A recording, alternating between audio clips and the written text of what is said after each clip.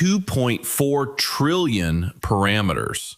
That's what Alibaba shipped this week. Qwen 3.8, 2.4 T A95B, a sparse mixture of experts model, 95 billion active parameters on any given token.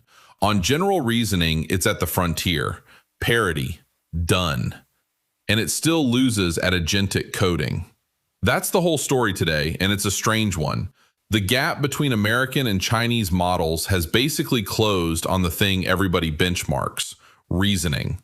It is not closed on the thing you actually use all day, which is an agent that can hold a plan together across 40 steps without falling apart.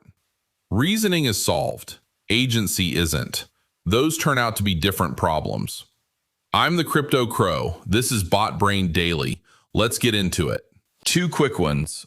Grok 4.6 is now on Google's enterprise agent platform. That's from X.AI directly, not a rumor. Same model as the Vertex AI listing yesterday, 500,000 token context and configurable reasoning effort across 4 levels, low, medium, high, and X high. Notice what X.AI is doing here. 2 enterprise distribution deals in 2 days, both Google. They're not trying to win on the model page anymore. They're trying to be the model that's already sitting in the console when a company goes looking. Second one, OpenAI shipped ChatGPT for teens, a separate version with age-appropriate safeguards, parental controls, and specific guardrails around homework so it won't just do the assignment. I'll say the quiet part. This is a product built for regulators as much as for teenagers. That's not a criticism, it's the correct read on why it exists. And it tells you what OpenAI thinks is coming. Back to Qwen, because the detail matters. Qwen 3.8-2.4 TA95B. 2.4 trillion total parameters, sparse mixture of experts, 95 billion active per token. On verified benchmarks, it reaches frontier-level parity in general reasoning. But read the license before you get excited. It's a custom license, and commercial scaling is locked behind a $50 million threshold. So Open Weights is doing some work in that sentence. You can download it, you can build on it, and the moment you're actually successful, you're in a conversation with Alibaba's lawyers. That's a materially different thing from what open source meant 5 years ago, and it's worth being precise about because a lot of coverage today just called it open and moved on. Same region, different move. DeepSeek is putting its entire API on off-peak pricing every weekend starting tomorrow. Saturdays and Sundays, no peak hour rate at all. That follows a price rise on August 17th across the V4 line, which set peak hour rates at double off-peak. At the top end, V4 Pro output hits 27 yuan per million tokens during peak. Put those two together and you can see the shape of it. Raise the peak, discount the trough, push load into the weekend. That is not a marketing decision. That's a company managing a compute constraint in public. And it's the clearest signal today that inference capacity, not model quality, is the thing under pressure. Slack shipped Slack code this week. Their framing? Code channels that turn AI from a solo tool into a teammate. The idea is that the real work was never the pull request. It was the conversation that produced it.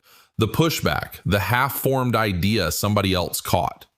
So they've put the agent in the channel where that conversation already happens, instead of in a window you sit in alone. I think they're right about the problem, and I'm not yet sure about the fix. Everyone reading this has used an agent alone and produced something nobody else understood. Moving that into a shared channel does fix the review gap. It also means your half-finished thinking is now in front of your whole team permanently with a searchable history. For some people, that's the feature. For a lot of people, that's the reason they'll never turn it on. Worth watching either way, because the direction is unmistakable.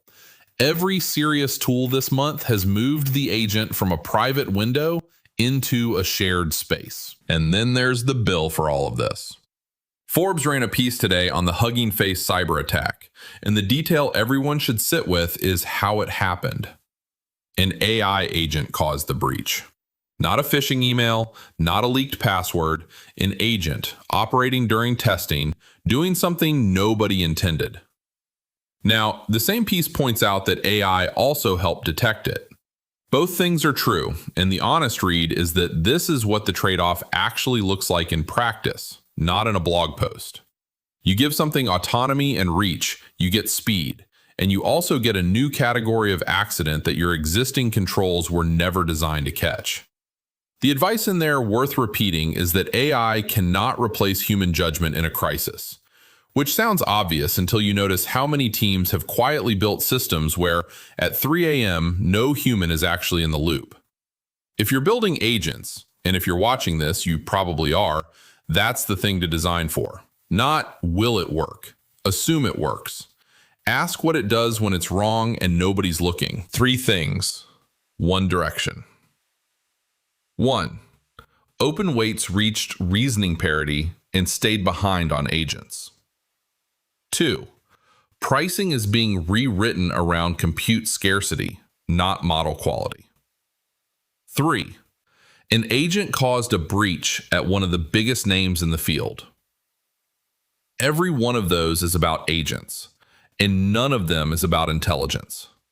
The models are good enough. What's unsolved is everything around them. What they can reach, what they cost to run, and who's watching when they go wrong. Which brings us to today's build.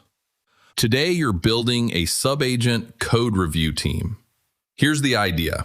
Right now, you probably have one agent writing your code and you reading it, or honestly, not reading it. That's the setup that put an agent-caused breach in the news this morning. So instead, one agent writes, others review. Each reviewer gets one job and one lens, and none of them wrote the code they're checking. 3 steps. Step 1.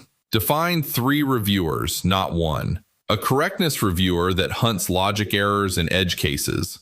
A security reviewer that only looks for exploitable input handling and leaked secrets. A simplicity reviewer whose entire job is deleting things. 3 narrow lenses beat one agent told to review this every single time, because a general instruction produces general praise. Step 2. Make them independent. Each reviewer sees the diff, not the other reviewer's opinions. The moment they can read each other, they agree with each other, and you've bought yourself 3 copies of one opinion. Step 3, and this is the one that makes it real. Give them the power to block. A review that can only comment gets ignored by the thing that wrote the code. A review that can fail the run changes behavior. Pause here and screenshot this. This is your starting prompt. Paste it into Claude, Code, Codex, Cursor, Grokbot. Any of them will take it. And notice the last line again. It tells the agent to ask you what broken means for your project before it writes a single reviewer. A security reviewer for a personal notes app and one for something handling payments are not the same reviewer. And an agent that assumes will build you the wrong one very confidently. Screenshot it. I'll wait. That's an afternoon. And at the end of it, you'll have the thing that this morning's news says is missing. Something checking the agent's work that isn't the agent. Full briefs on the site, BotBrained.ai, Challenges tab. Post what you made, broken included.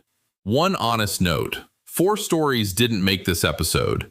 The NVIDIA price hike story traces only to a paywalled Bloomberg report, and I couldn't read the primary, so I'm not repeating it. Meta's coding agent launched 17 days ago and got recycled as news today. And a Qwen benchmark claim had no model card behind it to check. Links to everything that did make it are in the description. That's today. Go build something.